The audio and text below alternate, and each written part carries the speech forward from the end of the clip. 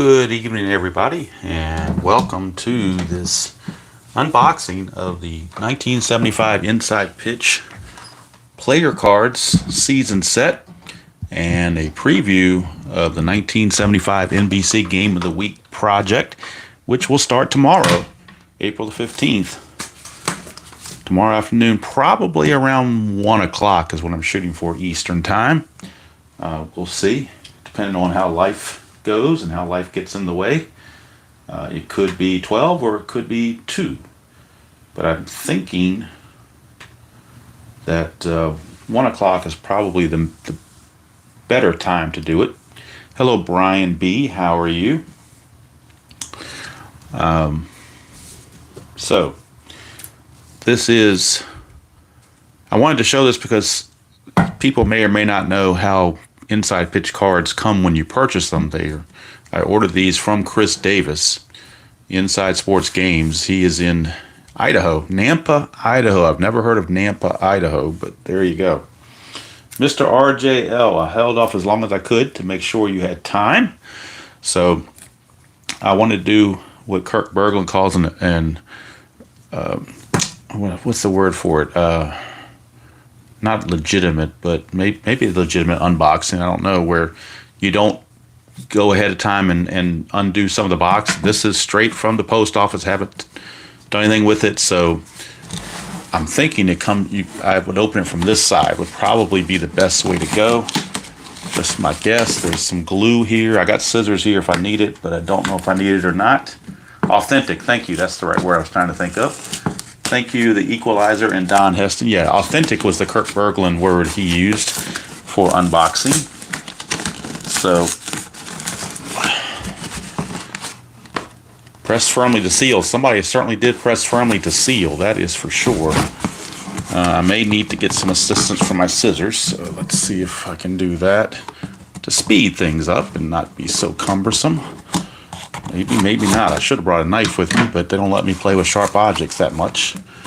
So I may just have to use my superhuman 58-year-old strength. I'll go this way. How about that? Not pretty, but effective, I guess, is the right word for it. Okay, so let me show you how it comes when you get it.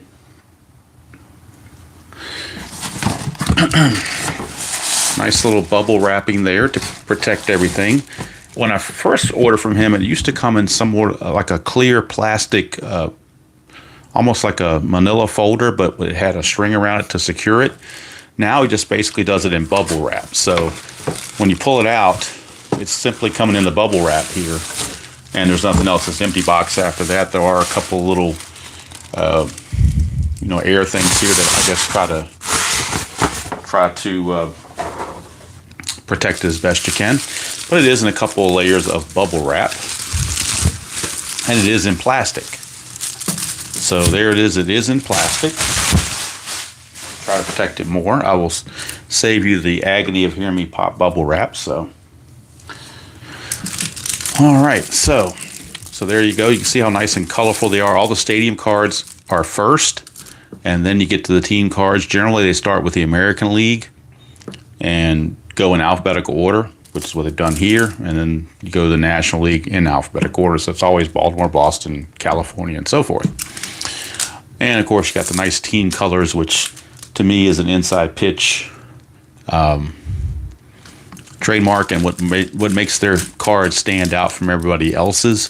Payoff Pitch has great cards, but the coloring is very generic. You get one little strip, and that's about it. These you get complete coloring for. Now the thing is to get the plastic off without ruining the cards or damaging the cards. And if I use my scissors, I'm afraid I'm going to do that. But I'll try to be very, very careful with this as best I can. I probably... here we go. I got it out that way. Okay. Just had to get it started, that's all. And these are on perforated cardstock. And so you get the fun, or lack thereof, of unperforating everything. You do have to be careful when you're unperforating. You don't want to, go too fast or be too careless, because you can rip a corner. I've done it myself, so take it from somebody who's made the mistake before. I learned the hard way that you got to be careful. All right, so that's how they come with the stadium cards up front. And there's all the stadium cards. And the Yankees, again, 1975 Yankees did play at Shea Stadium. That's where they played while Yankee Stadium was being renovated. And then there's the way he does his collating is kind of strange. You get these off the wall, a couple of California, Boston, and Milwaukee. So when you're sorting the cards, you might be thinking, where's Rick Wise? Why isn't he with Boston? Well, he's over here. And it's just the way he collates things. I don't know the reason for it.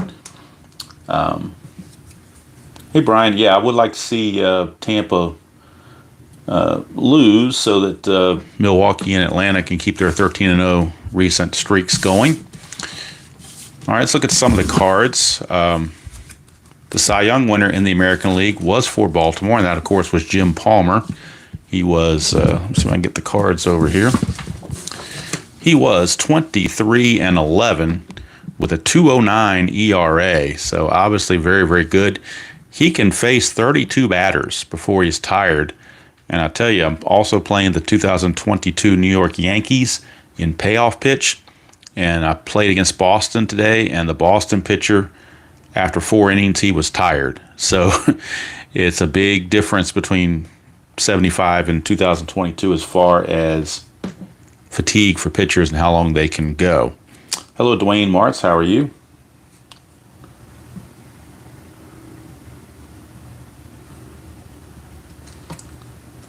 Yep, I've already downloaded the Fringe Players. When I had the PDF, I already downloaded the Fringe Players and printed some of them out. I haven't printed them all out.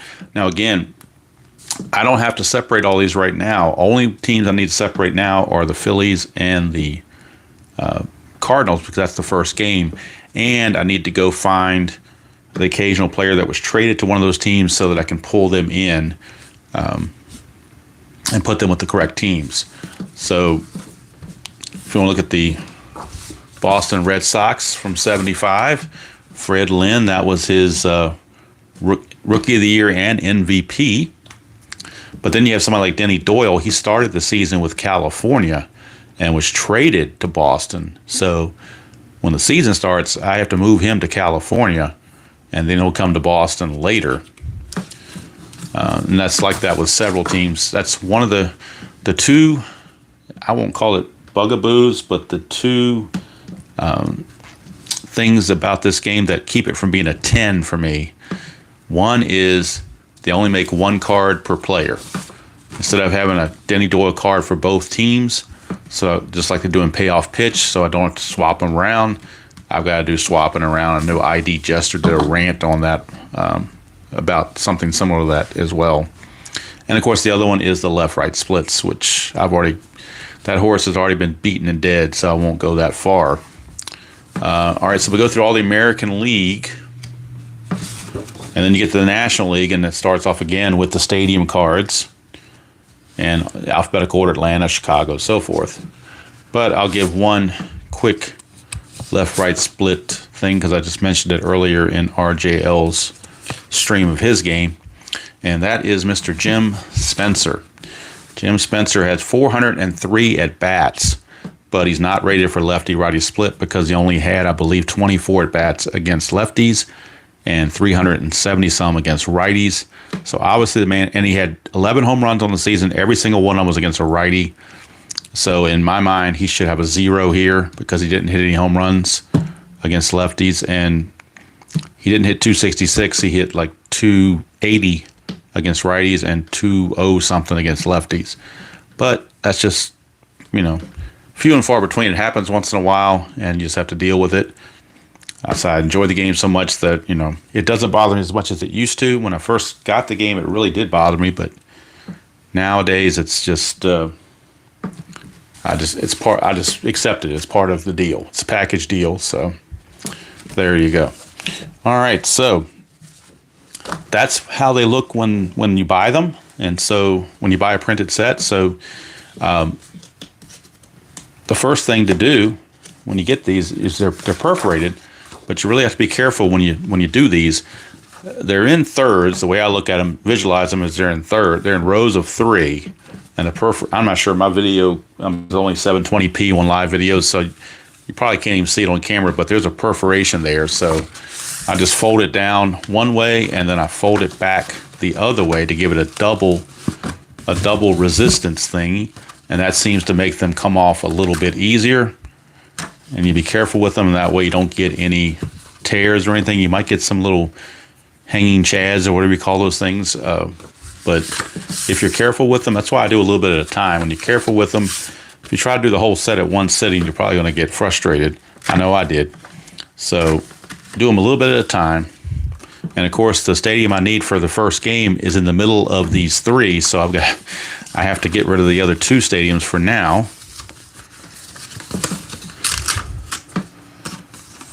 Now, the one thing that's interesting, I want to see, I bet Shea Stadium is rated differently for the Yankees than it is for the Mets. So I'll be curious. Let me see here. You can see a big difference. Shea Stadium with the Mets pitching and Shea Stadium with the Yankees pitching. And I think the +2 here probably has to do with Tom Seaver and some others making that call. When the Mets played, there were 100 home runs hit. When the Yankees played, there were 106.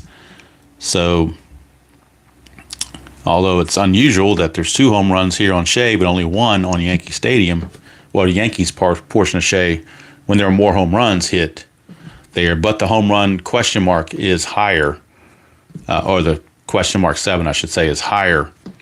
Goes to 16 here, only goes to 14. So maybe that's, factors that in. Just thought it was interesting because it's the two stadiums. It's, I think, about the only season that was like that, at least the only modern stadium. But anyway, let me move all this stuff to the side. And the first stadium that's going to be used is Veterans Stadium because it is the Cardinals and the Phillies. So let's go and also, people have asked how, or may have asked how to store these things.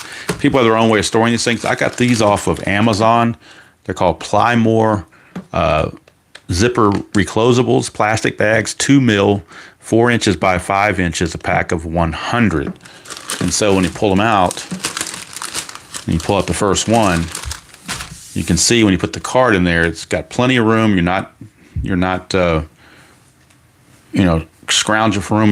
Where you're gonna dent a corner or something. Now, granted, when you get a stack of cards, they may be a little tight, but they all fit in there pretty nicely. So that's what I use. I'm sure people use other things, but these are the things I found to like for both payoff pitch and inside pitch cards. That's what I use for those. All right, now let's look at the schedule. Not only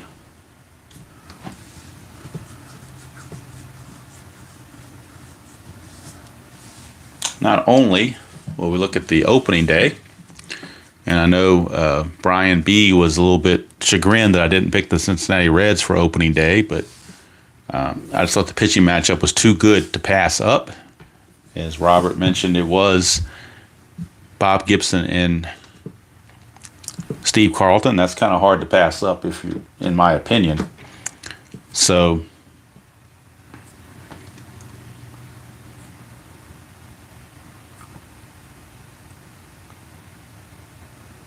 wow, Brian B., you write all 162 lineups for both teams. Wow. Well, fortunately, I use Baseball Sim Research and print out those score sheets that already has the lineups in them.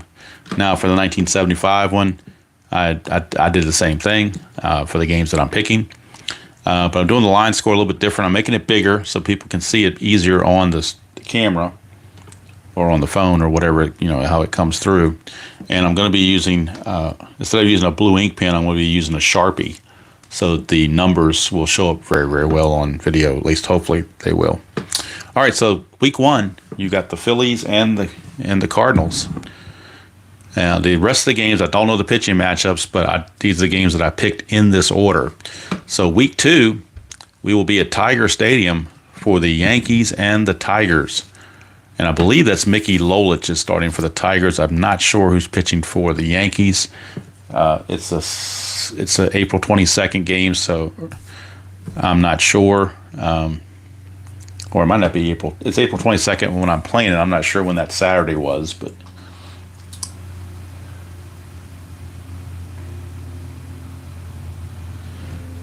Well, Super Cal, there you can go on the Facebook pages or on the forums, Delphi forums. I believe they have each of the Delphi forums for those individual games have a marketplace thing. You could, I know Stratomatic has a marketplace Facebook. You can certainly do that and list what you have and what you're asking for it, and see if you get a bite. That's probably the best way to do it that I know of. All right, week 3.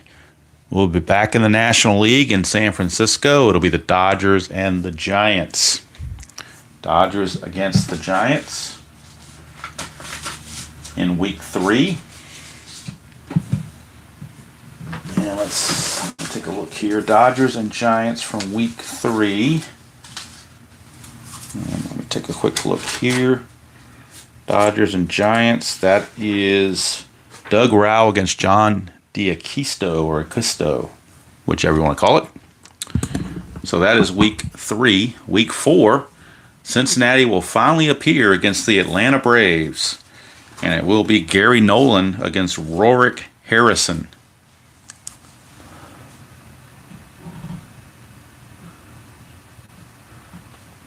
Yes, I see RJL did give him the block dragon.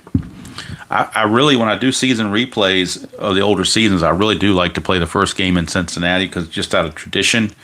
But since I'm doing a Saturday, that's not really opening day. It's the opening Saturday, but not the opening day. So I didn't really feel compelled to go with Cincinnati on that one. Just because they were playing San Diego and I didn't like the matchup. All right, so that is week number 4. So that's the 15th, the 22nd, the 29th. This takes us into May.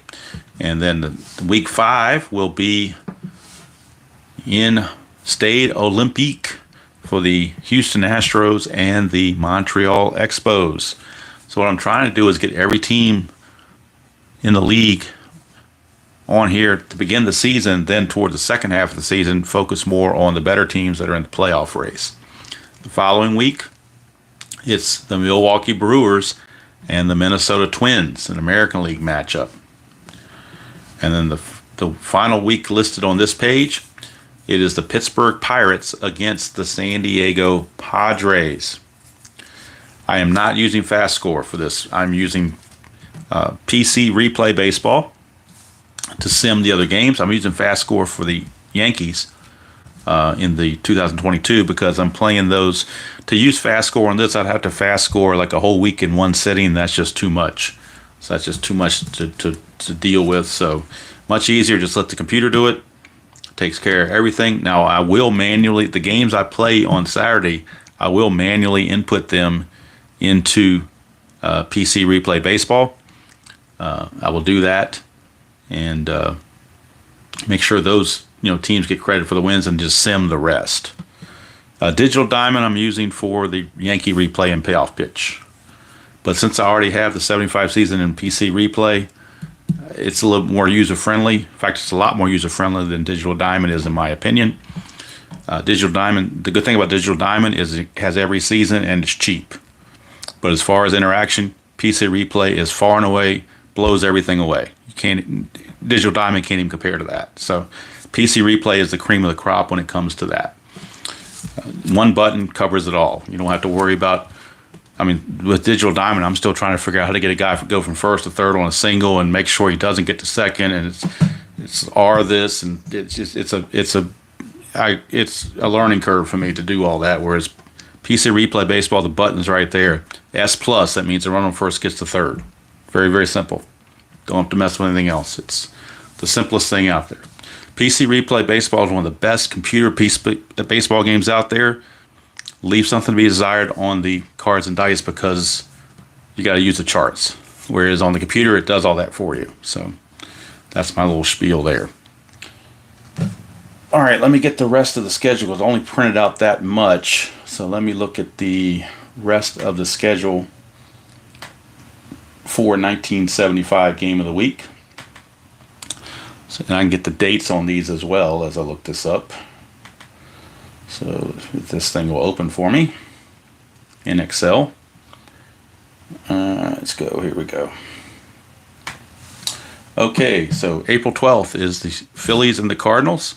April 19th is New York and Detroit. April 26th is San Francisco, Los Angeles.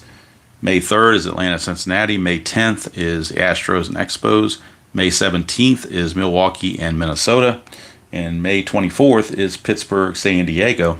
May 31st will be Cleveland at Oakland. June the 7th will be Atlanta at the Mets. June 14th is California at Milwaukee. June 21st is Boston at Baltimore. June 28th is the Cubs at Pittsburgh. July the 5th is the White Sox and the Royals. And July the 12th is Texas at Boston. And I believe that fits there. All the teams would have been shown at that point. And then July 15th is the All-Star game. And then we come back July 19th, Cincinnati at Montreal. The 26th will be Boston at the Yankees. August 2nd is St. Louis at the Cubs. August 9th is the Dodgers at the Mets. August 16th is Milwaukee at Oakland. August 23rd is Cincinnati at Pittsburgh. August 30th is Oakland at Boston. And note those two series back-to-back are the LCS previews. September 6th is the Cardinals and the Mets. September 13th is the White Sox in Texas. September 20th is Boston at Detroit. And September 27th is Pittsburgh at St. Louis. Of course, all games after the All-Star break are subject to change based on the standings of the teams.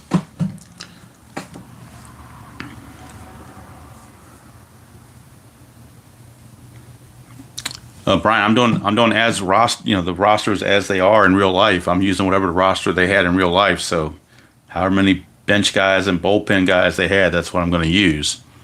Like I said, the only ones I really need to separate now are the Phillies and the Mets. I'm sorry, the Phillies and the Cardinals, because I've got a whole week to separate the rest of them but I'll probably do them sometime during the middle of the week, and store them and all that good stuff.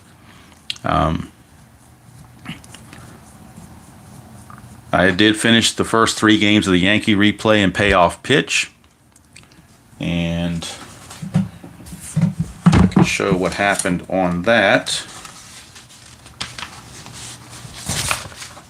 So let's see here.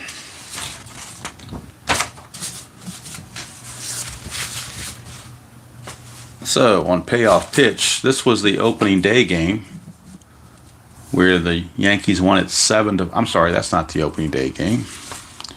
That's the opening day game where Garrett Cole beat Nathan Eovaldi by the score of 5-1.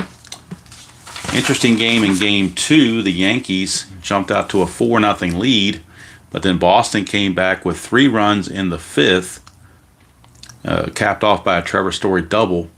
They got a run in the 8th to tie it at 4, and they got a run in the 9th against Aroldis Chapman to give them a 5-4 lead.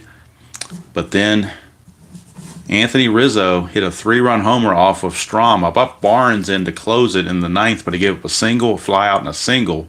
And with lefty Rizzo coming on, I brought the lefty Strahm in. Strahm found a ballpark check, which was a wheelhouse, and Anthony Rizzo didn't miss it. So the Yankees won that one to go to 2-0. Unfortunately for the Yankees, if you're a Yankee fan, they did drop the final game of the series 6-1. Tanner Houck went 5 innings, giving up just the 1 run. Jordan Montgomery took the loss, and then Peralta, for add insult to injury, came in and gave up a 3-run homer to Kike Hernandez in the top of the 9th to really blow it open. In fact, Story had come in to pinch hit with a runner at second base and 2 outs, so I intentionally walked Trevor Story so we could get to Kike Hernandez, and Kike Hernandez hit the 3-run homer, and then the Yankees really couldn't do anything after that. So 2-1 for the Yankees after 3 games, and next game for the Yankees will be against the Toronto Blue Jays. That'll be the next video sometime during, maybe Monday or Tuesday. Both teams are 2-1, and it will be Jamison Taillon against Alek Manoah. That will be the matchup in that one. So, and I've got the fast score dates all the way up through April 10th, so we'll do some fast score for April 9th and whatnot. You have strat, and should you get insight? It depends on what you're looking for. because there's pluses and minuses to both to payoff pitch and inside pitch. Like I said, the downside to payoff pitch, there's two downsides in my opinion. The left-right splits for certain players are not there, and players are only carded for one team, and you got to move them around. But on payoff pitch, you don't get the nice colors, and none of the pitchers are rated for left-right splits. Payoff pitch, the pitchers are all neutral. The only left-rights are the batters. But the cards for inside pitch, the quality are second to none. Yes, I do, Dwayne. I'm going to use the PC replay baseball game. It's going to sim everything, and whatever division winners come out of that, we'll have the playoffs and the NLCS, ALCS, and the series, just like I did for last year with 86 in inside pitch. It came out where it was Houston and it was California and the Yankees in the ALCS, and it ended up being the Mets and Houston in the NLCS, and of course Houston beat the Angels in the finals to win the series. Sorry about that. Hello, Thomas. How are you? Yeah, payoff pitch, quality of the cards are the best. I wish the payoff pitch was a little more colorful. Wish I could find a way to make things more colorful like this, but what are you going to do? And of course, in the 70s, everything was real colorful. Most of the teams had powder blue road uniforms instead of the grays. And then, of course, you've got, when you get the game we're going to have between Houston and Montreal, it's really a colorful matchup, the way he does cards here for that. So, cards are decent quality, not fantastic, but they're pretty good. I mean, they're a little bit below replay PC. Really a little bit below replay cards. Certainly above strat cards. Probably sort of like status pro cards, I guess. I don't know. It's hard to describe them. You have to put one in your hand to describe it.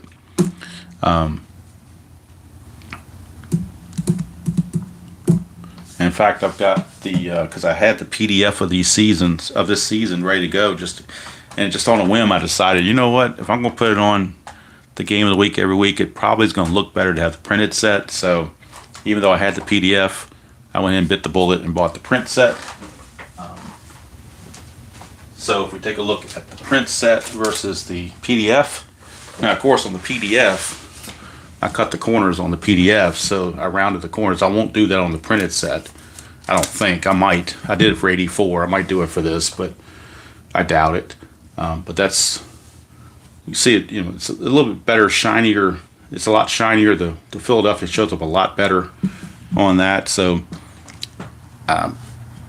while the cost of the PDF is very appealing, when I get down to it, if I buy a PD, I'm much more likely to pull out a printed set and play it than I am a PDF set. So that's just me, but it might not be for everybody else, but it is for me.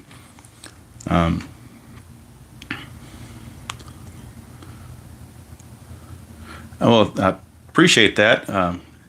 It's a great hobby. Cards and dice are a great hobby, and computer is nice. I use it. It's a tool I use to keep track of stats, and occasionally I'll throw a game up there so I have a computer manager to go against, but given my druthers, I'd much rather have cards and dice on the table. Just like, it's just, when I was growing up, we didn't have the computer, so this kind of brings more of a nostalgia feel, if you want to call it that.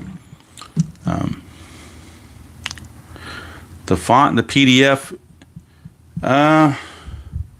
it's a little bolder, I think, but overall, I mean, even if you have a really, really, really good printer, and mine's so-so, they're going to look a whole lot better on the printed set. The printed set for $75 was $61. That included the shipping, so no taxes, no fees, no shipping, no nothing. Straight out $61, and you get the whole thing right here. The PDF's like $15, but then you got to count the ink and the paper and the time it takes to print it, time it takes to cut it. You might save $20 or so, but then again, I look at it and say, okay, what am I more likely to pull out and play? So I used to be really big into PDFs, but I think now I'm pretty much limiting myself to the printed sets, because Same with payoff pitch. I'm much more apt to pull out a game and play it if I have the printed set versus the PDF. But that's just me. Other people, it doesn't bother them. In fact, they'll put the PDF on the computer and not even print them out and just have the computer in front of them and play the game. That's different styles that different people might have. Hello, Doug. How are you doing? In case I missed you. Thomas, if I missed you. Yeah, RJL, I missed that comment. They were 82 and 80 and 75, but they did have the Cy Young Award winner, Tom Seaver. Unfortunately, in the game that I have for them, I don't know if he's pitching that game that I have scheduled with them in it. Let me go back and see who they're playing so I can get a date and we can look it up. Mets playing Atlanta June the 7th. So I don't know if someone wants to look that up and see who's pitching for the Mets on June the 7th. Saturday, June 7th, but they're playing Atlanta. And so it's possible that you could get someone like a Kuzman. Oh, it's Matlack. Okay. Well, that's not a bad matchup. Matlack's not a bad matchup. Most of the colors on here are pretty good. He's a little bit off on Atlanta, I think, because in 75, Atlanta was still doing their blue, solid blue, with the little feather and everything. The same uniform Henry Aaron hit the home run in. I don't think they went to the grays until 76, but I could be wrong. So maybe he just didn't feel like changing it. I don't know, but that's pretty much been standard for Atlanta for a while now, this coloring. Most of the other colors he's got down pat. The White Sox, of course, he's got with the powder blue and the red, so that's spot on, obviously. Everything else looks to be pretty well spot on as far as coloring goes. I'll have to go through the set and make sure there are no typos or things like that. The stadium cards all look pretty good. I don't see any. There's no stadium name that's popping out at me as being a typo. Could be wrong, but I don't think it is. Looks like they're all pretty good when it comes to that. Yeah, it looks like all the stadiums are pretty much intact, best I can tell. So it's always nice to get a printed set once in a while. It just, like I think Replay Gamer or somebody said, it's just nice to get something in the mail once in a while. It kind of makes you feel like a kid again. So normally I would not have done a video of unboxing just to unbox this, but I was doing it more of a preview for the 75, for the 1975 Game of the Week. That's the main reason why I did it.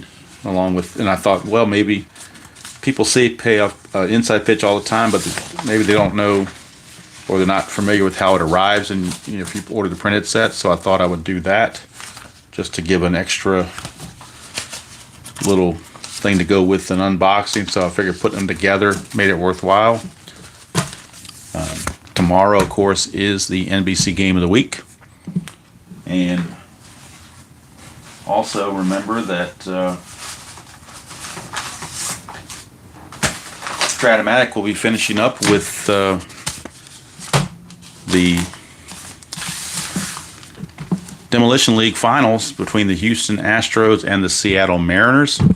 And I had to dig deep for Seattle because due to traded players and injuries to Robinson, Cano, and others, I had to really dig deep to get enough players for the Mariners to field a team.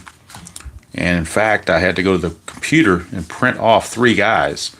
So I printed off Sean O'Malley, and I reprinted him to size him to be the same size as the card. So that came out pretty decent, I think.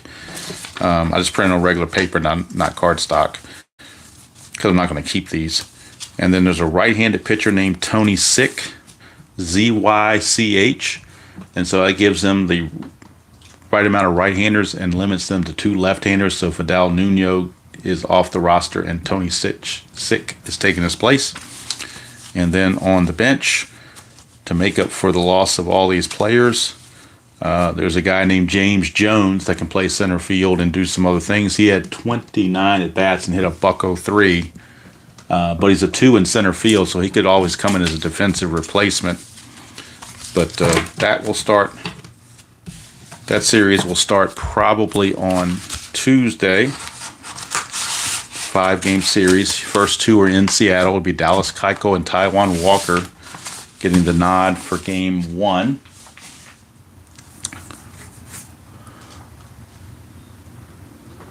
Yep, 76. I know RJL did 76. So, oh, that's right. He uses fast score when he does his. So, replay PC might be a little more generous to the 75 Reds. Don't forget the 75 Reds start out really slow because they have John Vukovic at third base, Pete Rose in left field, and George Foster on the bench.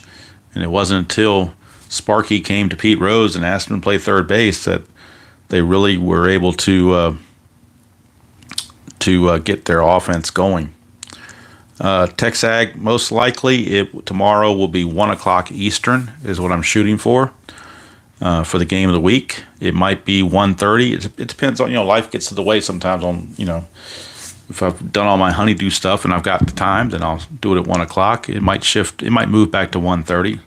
So I'm thinking sometime between 1 and 1:30 will probably be when that takes place.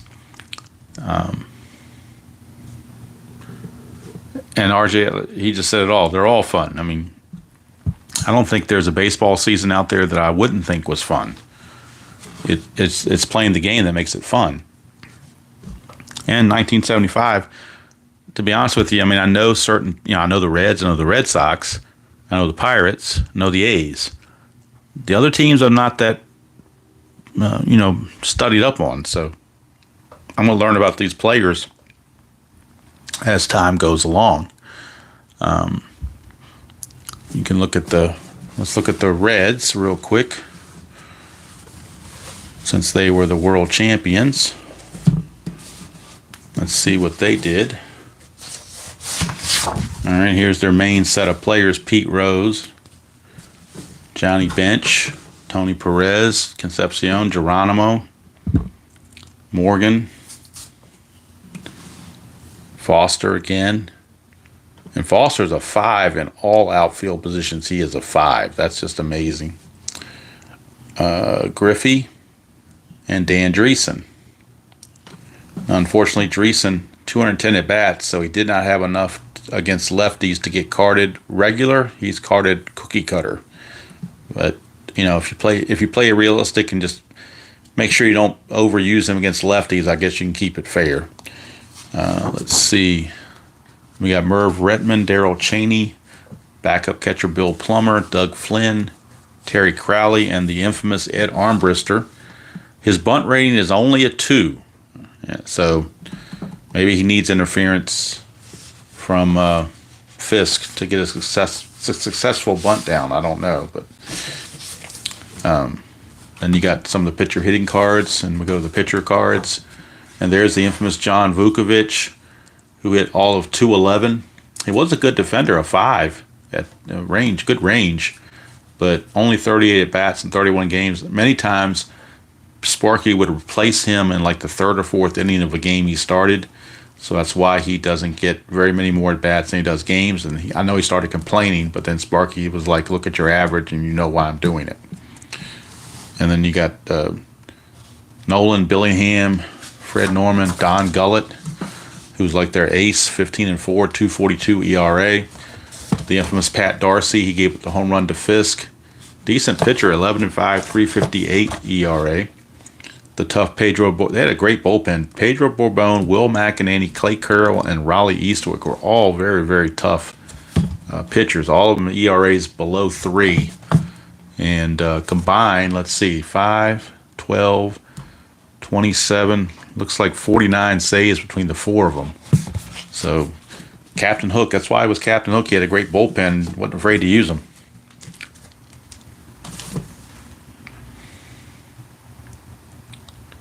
Let me see what Geronimo was again on this set. I thought he was a 5. Maybe they did make him a 4. There we go.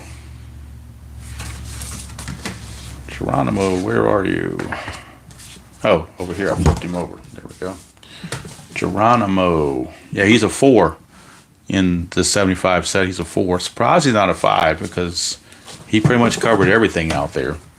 But he did have a -1 arm and a very low error rating. So, and it does reflect how he is much better against righties than he is lefties. So thank goodness he's not cookie cutter, because he's a much different hitter against righties than he is lefties.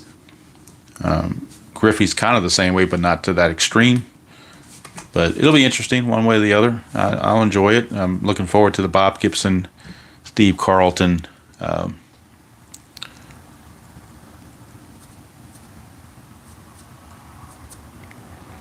trying to catch up on the comments. Sorry, guys.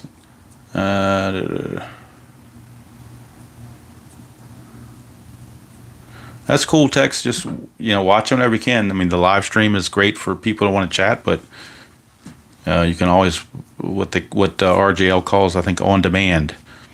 So, and I noticed when I'm watching this on my computer that what I'm saying now is about 10 to 15 seconds ahead of what I'm seeing on the computer. So I'm not sure why they have it that way, but that's just what it is. So it could be when I'm late getting to your comments because it's coming in later than what you really typed it for whatever reason. Don't know. Anyway, that's what's going on. And so like I said, Phillies and Cardinals tomorrow. Carlton against Bob Gibson. Now, granted, Bob Gibson was not very good in 1975. It was his last year before he retired. So obviously he is not the Bob Gibson of old, but he's still Bob Gibson. In fact, there's his card. He was 3-10 with a 5.04 ERA. Actually had 2 saves.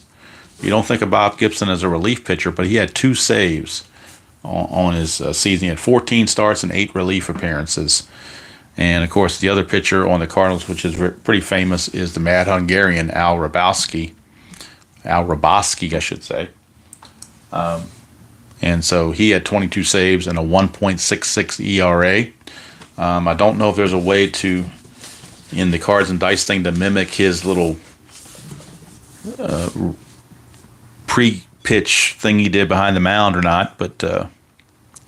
and by the way, RJL, thank you for sending me that little clip about the 75 NBC theme music. I did copy that, or not copy it, but I do have it, so I can use that for the opening tomorrow, so I do appreciate that. Trying to get my schedule straight. I know that Saturday will be the NBC Game of the Week. I will probably record on Sunday the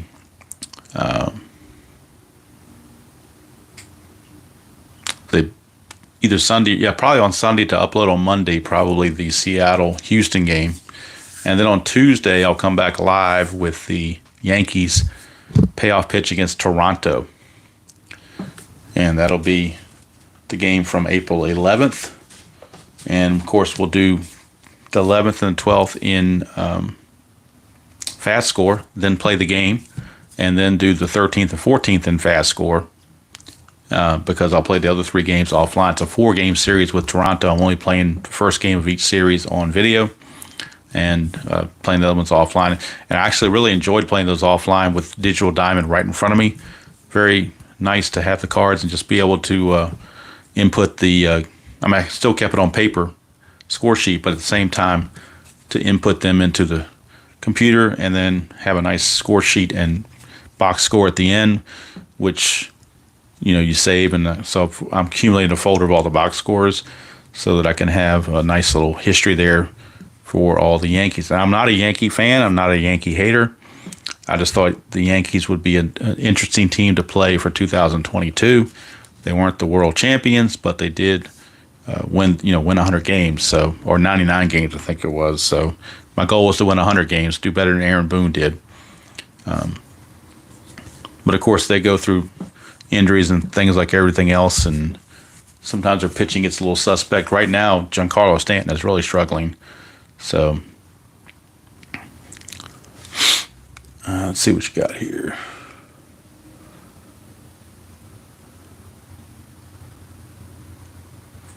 There you go, Brian, a guy after my own heart, using all the bench players. I love using all the bench players and all the. In fact, I'll show you, Brian. I've got the rosters for the first 2 games of the game of the week. So we'll give a quick preview. So you see it first here.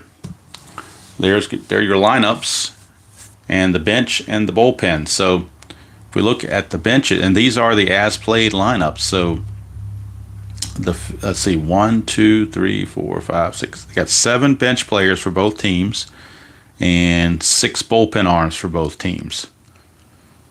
So you got 8 position players, 7. So you got 15 position players and 10 pitchers. You got 4 starters and 6 bullpen guys for each team. 4-man rotation, 15 position players, 4 starters, and 6 bullpen guys. So that's what you have when you have that from 75. Over here, we've got the Yankees and the Tigers. And again, same thing. They have 7 position players. Now, the bullpens are pretty sparse here. For availability, I have 4 bullpen players for the Yankees and 4 for Detroit. So hopefully the starters in that series can go a long way. Like I said, I don't know. This was from, let's see, what date was that? That was April the 19th rather. So I don't know on April 19th who pitched for the Yankees. I have to look that up real quick on the retro sheet. So I don't have the cards in front of me. Let's see. 19th. April 19th, Yankees.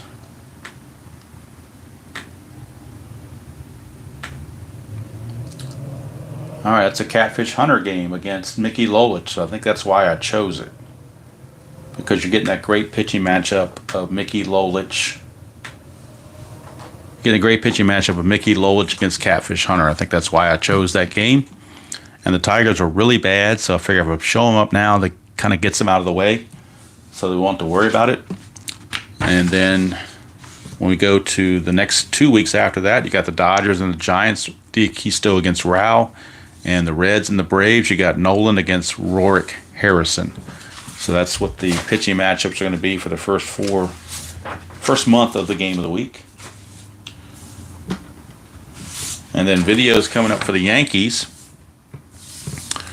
Next series is going to be hosting Toronto. Play that first game of the series, and there's 3 be offline. Then they travel to Baltimore and Detroit for games to come back at home for Cleveland and Baltimore. Then travel on the road to Kansas City and Toronto. So that's and I'm going to be doing a video for the first game of each of those series. So that's going to do it from here. Again, if you do purchase an Inside Pitch season set, my caution would be to be careful when you unperforate. Don't try to go too fast because, like I said, I've ripped one of the corners before or ripped off part of the ratings, or I've just gotten to be where I was a little sloppy. So don't do like I did. Be careful with them. I mean, it's PDF, and you're cutting them out. You can make a mistake and reprint it, but these cards are a little more. Now, the thing about Inside Pitch, when you get their cards, at least they're all on the same team. They're all together. When you get Payoff Pitch, it's in a big brick, and the players it's a no set order. You just have to I basically set up a stack of all the teams in a row and just take them and sort them out. It's kind of cumbersome actually, but it's part of the deal. You get when you get Payoff Pitch. It'd be nice if Payoff Pitch did something sort of like APA, where they just put all the cards in one little stack and gave them to you right then and there, and you'd be ready to go. But it's not how it works. And with Inside Pitch, you can't be completely ready to go because it's a good chance that one of the trader players is not going to be on the Cardinal roster ready to go. They may be on a different team that I have to move over. In fact, for the Phillies, Willie Montañez is actually carded with the Giants because he went to the Giants in the Gary Maddox trade. So Gary Maddox is printed with the Phillies, but I can't use him. He's with the Giants. So I want to go to San Francisco and take off the Montanez card and make sure that Gary Maddox goes to San Francisco. And so I'm not, moving anything there. And I want to say that Ed Brinkman is with the Yankees later in the season. So I got to go to the Yankees, get Ed Brinkman, bring him on. And there's probably somebody from the Cardinals that needs to go somewhere else. Sadecki, I believe, was from Atlanta. So I'm going to have to get him from Atlanta. But there's just a couple, players that are like that. Just part of the whole routine. You know that going in. So.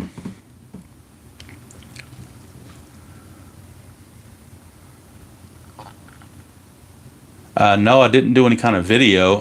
All I do is I use Excel.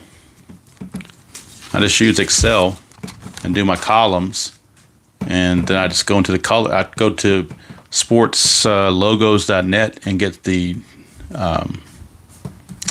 logos, and I size them down in Excel so they fit, and then I just do whatever coloring I think works best. Probably too light here. You probably can't see these white letters here for the Cardinals, so I may have to stop using white on the gray here because I don't think it's really working all that well, but I can let everybody know what it is when the time comes. But that's all I really do with that. And same thing with like the thing that I did here for the Demolition League. All I did was go into Excel, set up a thing here, and go to the sports logos, print this off, and minimize it down far enough so it fits right in here. That way I don't have to write the team name in. I just have it here. You already know who it is. And it saves a little bit of trouble. I got them for all 5 games. First 2 are in Seattle. Next 2 are in Houston if necessary. And the 5th one, if necessary, is in Seattle. So it's not really anything. I'm not very technical savvy, so I don't know how to do all this computer stuff. So I have to keep it pretty simple or I'll never be able to figure it out. You're welcome, sir. RJL was really looking forward to your Mets going to the finals, but they've got one more obstacle to go against the Giants, so that'll be interesting to see if they can handle the Giants. They do have Cone going for them, so I guess that's a bright spot, is they got the best they have. I would have thought Rick Russell was the best pitcher for the Giants, but that was probably 89. He was an all-star pitcher, so I guess 88 probably was, what's his face from 88. I'm trying to think of his name now off the top of my head. It's escaping me for some strange reason, but it doesn't really matter. Oakland Yankees tomorrow in the inside pitch, tomorrow night, I should say. Kurt Young for the A's and Rich Dotson rather for the Yankees. So that'll be interesting. I think he said the Yankees were up 2-1 in that. So Oakland trying to make sure at least one of those real World Series teams makes it to the World Series. Of course, a little bit harder in his league because there's multiple rounds of playoffs that they have to win. It's not just an NLCS or an ALCS. They have to go through a lot of rounds to be able to get there, which is cool. I mean, it keeps it interesting. It allows more teams to make the playoffs and be in the playoff hunt. So, but the thing about the 75 season, this is not meant to be a season replay. It's more of just nostalgia of the game of the week on NBC growing up as a kid. And you got a game every Saturday. It was no ESPN and no, MLB or anything like that. Pretty much all you got to see was the game of the week on Saturday. And that's kind of what I've been trying to capture in the NBC game of the week.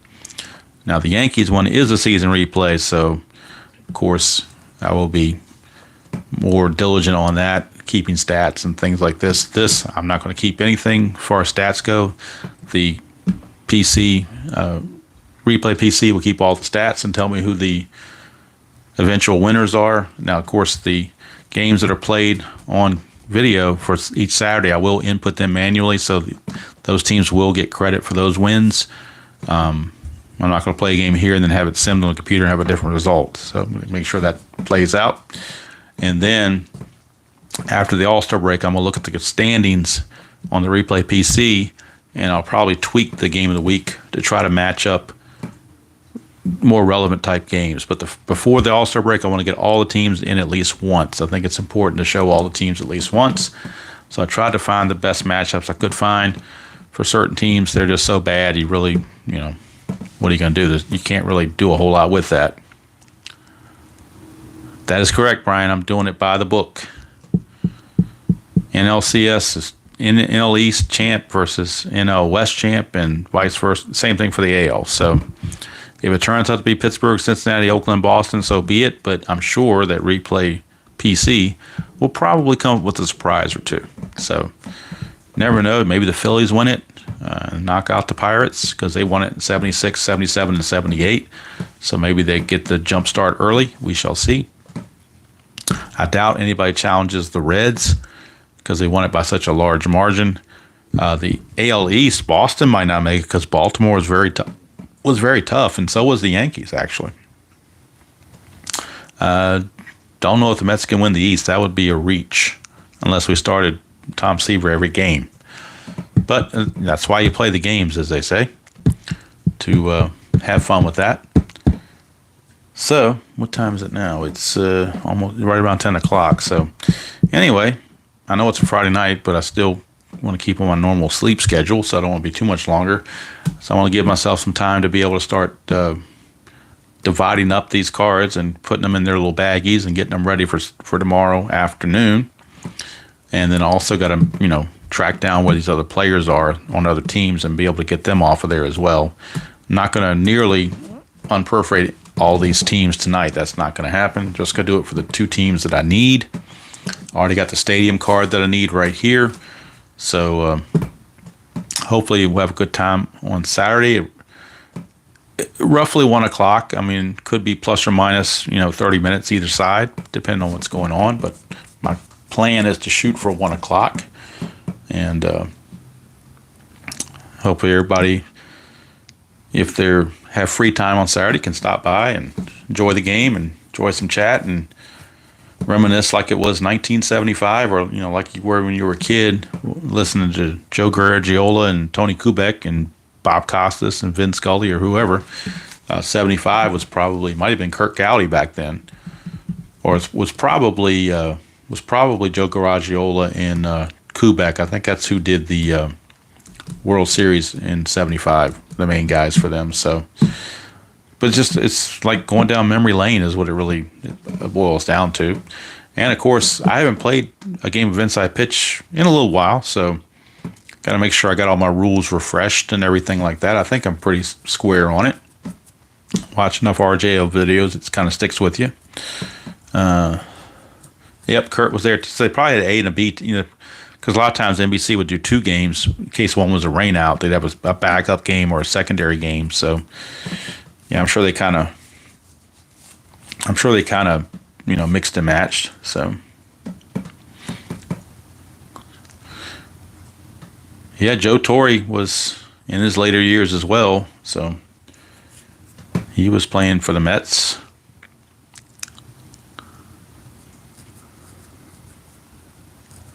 So it was Gowdy and Garagiola. Gotcha. Okay, so Tony Kubek didn't come along until 76. Gowdy stepped aside. Garagiola moved from color man to main announcer with Tony Kubek. They were all good. I really enjoyed it. Brought back a lot of memories. Just listening to them. And old school. I remember the old American League umpires had that big balloon chest protector and everything like that. So... And hey, you don't have the DH anymore, so if you want pitchers to hit, you got to go back to these older seasons to get pitchers to hit. So, that's right. Tony was like the reporter on the sidelines in the dugout. Yep, you got it. So, anyway, Brian B., sorry the Reds aren't in the first game, but like I said, it's not opening day. It's the first Saturday. If it was opening day, it would definitely be doing the Reds and the Dodgers because that was opening day. But they played during the week, not on Saturday. So like I said, RJL kind of gave me two matchups to keep my eye on. One was Texas and Oakland, which was Vida Blue and I want to say Gaylord Perry or either Burt Blyleven. I don't remember. Might have been Gaylord Perry. But Then you had the Cardinals and the Phillies with the Gibson-Carlton matchup, so I really couldn't pass that one up. Felt like that was the way to go. And you had a very young Mike Schmidt just coming into his own as well. So, and you had a very young guy named Keith Hernandez too. So Keith Hernandez, one of his first seasons, I think 74 was his rookie year, and of course 75, he was just getting to establish himself. So could be interesting. Hopefully it's a good game. Hopefully Gibson doesn't get shelled because, like I said, in 75 he wasn't very good. He was 3-10 with a 5.0 ERA. But in any given game, you never know what kind of magic you can come up with. Anything could possibly happen. So that's going to do it from here. I'm going to go ahead and start unperforating these cards and getting everything ready for Saturday. So I'm not scrambling Saturday morning to get it done. I want to get it all set up tonight. And that way it'll be ready to go when I'm ready for it tomorrow. So I do appreciate all you guys stopping by and watching what I guess hopefully was an authentic unboxing with all deference to Kurt Berglund. I didn't open up anything in advance, so hopefully that's a authentic unboxing. And then giving a quick preview of the 75 schedule and what's to come for the Demolition League and everything else. So until tomorrow, like I said, around 1 o'clock Eastern is my shoot time, supposedly. Maybe a few minutes before, or maybe a few minutes after. But certainly I don't think it'll be anything past 1:30 or before 12:30. So sometime in that time frame. So if you're doing yard work around the house and you just want to listen to something, maybe it's something you tune into to listen. We shall see. Hopefully we have a good crowd and we get the chat going. And RJL, hopefully he'll be there, so in case I make any mistakes, he can point them out to me right away to make sure I don't skip over something or miss something. You're welcome, Doug. I appreciate all you guys tuning in again. So I'm going to go ahead and call it a night and get started in the unperforating. So again, thank you all for tuning in, and hopefully I'll see you guys tomorrow and for the NBC Game of the Week. So until then, as usual, enjoy playing whatever game you choose to play, however you choose to play it, and I will see you all down the road.